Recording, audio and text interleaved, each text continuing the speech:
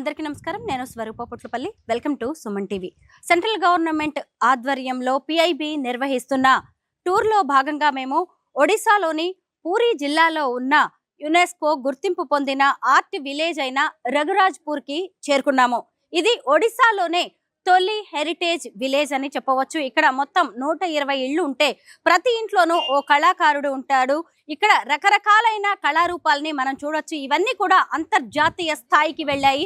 ఈ గ్రామం ఎంతో మంది ప్రముఖులకు జన్మస్థలంగా చెప్పవచ్చు. అలాగే పూరి జగన్నాథుడికి అలంకరించే అనేక వస్తువుల్ని కూడా ఇక్కడ తయారు చేస్తూ ఉంటారు. ఇదిగోండి, ఇక్కడ చూసారు కదా, ప్రధాన ద్వారం మనకి స్వాగతం పలుకుతూ కనిపిస్తూ ఉంటుంది.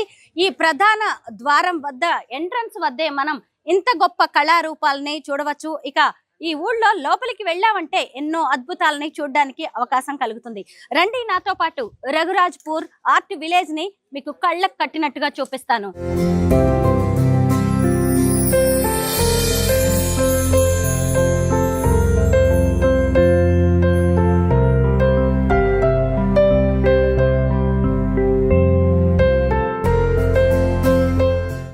రఘురాజ్పూర్ విలేజ్ లోకి మనం వచ్చేసాము. ఈ విలేజ్ లో మొత్తం 2 వీధులే ఉంటాయి. ఇదిగోండి, ఇటువైపు చూసినప్పుడు ఒక వీధి కనిపిస్తుంది, ఇంకొక వైపు చూసినప్పుడు ఇంకొక వీధి కనిపిస్తుంది. అసలు ఈ రఘురాజ్పూర్ అనగానే గుర్తొచ్చేది చిత్రలేఖనం అన్నమాట. ఈ పెయింటింగ్స్ ఎంతో అద్భుతంగా వేస్తూ ఉంటారు. ఇంట్లోనే చాలా మంది పెయింటింగ్స్ వేయడం, అలాగే రకరకాలైన టాయ్స్ చేయడం, అలాగే వుడ్ కార్వింగ్, స్టోన్ కార్వింగ్ సంబంధించిన అనేక రకాలైన కళాఖండాలని వాళ్ళు తయారు చేస్తూ ఉంటారు. రండి ఊళ్ళోకి వెళ్దాం. ఇదిగోండి, ఇప్పుడు మనం రఘురాజ్పూర్ లోని ఓ ఇంటి వద్ద ఉన్నాము. ఇక్కడ ప్రతి ఇల్లు కూడా ఓ కళాఖండంలా కనిపిస్తూ ఉంటుంది. ఇది విశ్వనాథ్ స్వైన్ అనే ఒక ఆర్టిస్ట్ కి సంబంధించిన ఇల్లు. ఆయన ఒక నేషనల్ అవార్డీ కూడా. ఇదిగోండి, ఇదే పట్టాచిత్ర అనే ఒక ఆర్ట్. ఎంత అద్భుతంగా ఇక్కడ వేశారో మనం ఈ ఆర్ట్ ని చూడొచ్చు.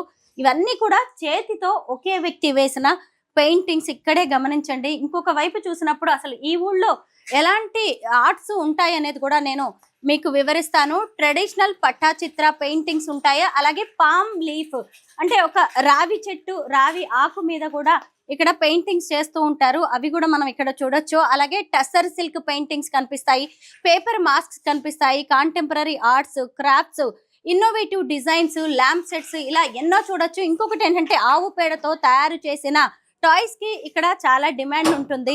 ఇదిగోండి, ఇక్కడ చూడొచ్చు మీరు పద్మ విభూషణ్ గురు కేలు చరణ్ మహాపాత్ర జన్మస్థలం కూడా రఘురాజ్పూర్. ఇక్కడ మనం చూస్తున్నవన్నీ కూడా ఇవి టస్సర్ పెయింటింగ్స్. ప్రతి ఇంట్లో ఓ కళాకారుడు ఉంటాడు అని చెప్పాం కదా. ఇప్పుడు నేను ఓ ఇంట్లోకి వచ్చాను. ఇదిగోండి, పుట్టినప్పటి నుంచి ఈ కళల్లోనే ఆయన ఉన్నారు. ఈ పెద్ద ఆయన చూసారా ఎంత అద్భుతంగా పట్టాచిత్ర కళని రూపొందిస్తూ ఉన్నారో. ఆయన తన జీవితం కాలంలో ఇలాంటి పెయింటింగ్స్ ఎన్నో వేశారు. మీరు ఇక్కడ చూస్తున్నది కూడా ఒక పెద్ద మ్యూజియం లా కనిపిస్తున్నవి. ఇవన్నీ కూడా ఈ పెద్ద ఆయన వేసినవని మనం చెప్పొచ్చు. ఇదిగోండి, బాటిల్ పెయింటింగ్ ఎంత అందంగా ఉందో చూడండి. బాటిల్స్ మీద వేసిన పెయింటింగ్ కావచ్చు, పేపర్ వర్క్స్ చూడండి. ఇవన్నీ కూడా పేపర్ మాస్కులు, అలాగే అల్యూమినియం గిన్నెల పాత్రల మీద చేసిన పెయింటింగ్ ని మనం ఇక్కడ చూడొచ్చు. కొబ్బరికాయ, పెద్ద కొబ్బరి బొండం ఉంటది కదా, కొబ్బరి బొండం మీద వేసిన పెయింటింగ్ ఇది. ఇక ఇటువైపు చూసినప్పుడు ఇవన్నీ కూడా ఎండిపోయిన కొబ్బరికాయల మీద వేసిన పెయింటింగ్స్. అసలు ఎంత అద్భుతంగా ఉన్నాయి, అసలు మాటల్లో వర్ణించడానికి కూడా రాదు. ఇదిగోండి, ఇక్కడ కనిపిస్తుంది కదా ఎండిన కొబ్బరికాయ. ఈ కొబ్బరికాయనే ఎంత చక్కగా వీటిని అలంకరించారు, ఎంత బాగా పెయింటింగ్ చేశారో మనం చూడొచ్చు. ఇదిగోండి, ఇక్కడ కనిపిస్తున్నవన్నీ కూడా తాటాకుతో తయారు చేసిన టాయ్స్. ఎంత అందంగా ఉన్నాయో చూడండి. ప్రతి దాంట్లో కూడా క్రియేటివిటీ ఉట్టిపడుతూ ఉంది. అలాగే ఇవి కూడా రకరకాలైన చిన్న వస్తువులతో తయారు చేసినవి.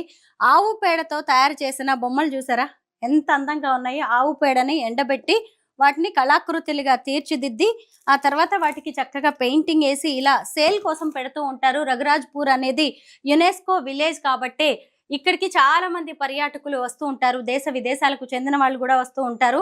ఇలా వాళ్ళు తయారు చేసిన వస్తువుల్ని ఇలా సేల్ కోసం కూడా పెడుతూ ఉంటారు. చాలా మంది విజిటర్స్ వీటిని కొంటారు. ఎందుకంటే ఇవన్నీ కూడా ఒడిశాకు మాత్రమే పరిమితమైనవి. ఇలాంటి ఆర్ట్స్ ని మళ్ళీ మనము ఎక్కడా చూడలేము. పైగా కళలకు కాణాచి, కళలకు పుట్టినిల్లుగా ఈ ఊరిని చెప్తూ ఉంటాం కాబట్టి ఇక్కడ దొరికే వస్తువులు కూడా చాలా నాణ్యంగా ఉంటాయి. మళ్ళీ ఇలాంటివి యూనిక్ పీసెస్ మనం ఎక్కడా చూడలేము. రఘురాజ్పూర్ ఆర్ట్ విలేజ్ లో 2 వీధులు ఉన్నాయని చెప్పాను కదా. ఇప్పుడు ఒక వీధి గుండా మనం వెళ్తూ ఉన్నాము. ఇదిగోండి, ఇలా ఈ కుటుంబంలోని వాళ్ళందరూ కూడా ఈ వృత్తిలోనే ఉంటారంట. రకరకాల చిత్రాలని వీళ్ళు పెయింటింగ్స్ ని ఆర్ట్స్ ని తయారు చేస్తూ ఉంటారు. వీళ్ళ కుటుంబం మొత్తం కూడా ఇదే పని మీద ఉంటామని ఆవిడ చెబుతూ ఉంది. ఇక్కడ మనం చూడొచ్చు నారియల్ పెయింటింగ్స్ కూడా ఉంటాయి. ఇందాక నేను చూపించాను కదా, కొన్ని పెయింటింగ్స్ అనేవి నారియల్ అంటే కొబ్బరి బోండం, కొబ్బరి కాయ మీద చేసిన పెయింటింగ్స్. లోపలంతా కొబ్బరి కాయ ఉందన్నమాట. దాని మీద మట్టితో పూసారు. ఆ తర్వాత దీని మీద పెయింటింగ్ వేస్తూ ఉంటారు.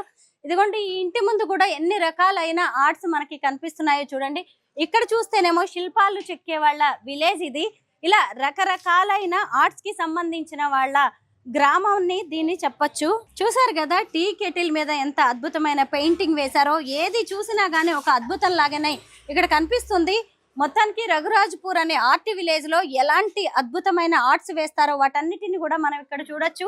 అంటే అద్భుతమైన చిత్రలేఖనాలు, రకరకాల పెయింటింగ్స్, టస్సర్ పెయింటింగ్ కావచ్చు, అలాగే పామ్ లీఫ్ పెయింటింగ్, వుడెన్, అలాగే స్టోన్ కార్వింగ్ లాంటి పెయింటింగ్స్ చేయడమే కాకుండా ఇలా అద్భుతమైన వస్తువులను కూడా వాళ్ళు తయారు చేస్తూ ఉంటారు. ఇక్కడ పీచుతో తయారు చేసిన వీటిని మనం ఇక్కడ చూడొచ్చు. ఈ ఊరిని చూడడానికి అనేక మంది టూరిస్టులు వస్తూ ఉంటారు.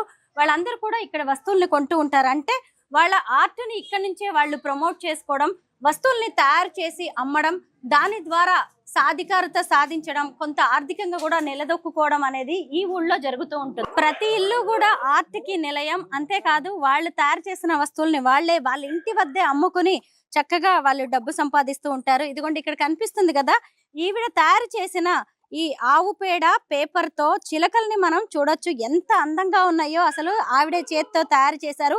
ఇవి మార్కెట్ లో అయితే చాలా ఎక్కువ రేటు ఉంటాయి, కానీ ఇక్కడ మాత్రం మనకి 150 రూపాయలకే దొరుకుతాయి. ఇదిగోండి ఈ పెద్ద చిలుకలు ఉన్నాయి కదా, ఇవి 250 రూపాయలు అని అంటున్నారు.